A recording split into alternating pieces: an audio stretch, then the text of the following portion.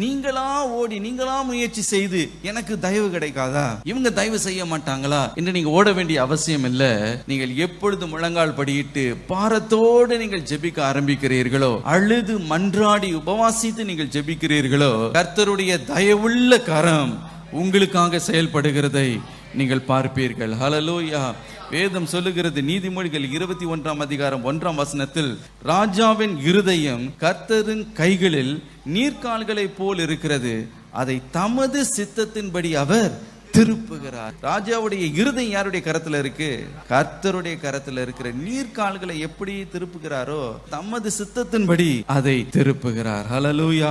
இன்றைக்கு நீங்கள் ஜெபிப்பீர்கள் என்றால் இந்த தேசத்தில் வாய்ப்பின் கதவுகள் திறக்கப்படுகிறதை பார்ப்பீர்கள். ஹல்லேலூயா. உங்களுடைய ஊழியத்துக்கு கர்த்தர் வாய்ப்பு கதவுகளை திறக்கிறதை நீங்கள் பார்ப்பீர்கள். தேசங்கள் உங்களுக்காக திறக்கிறதை நீங்கள் பார்ப்பீர்கள்.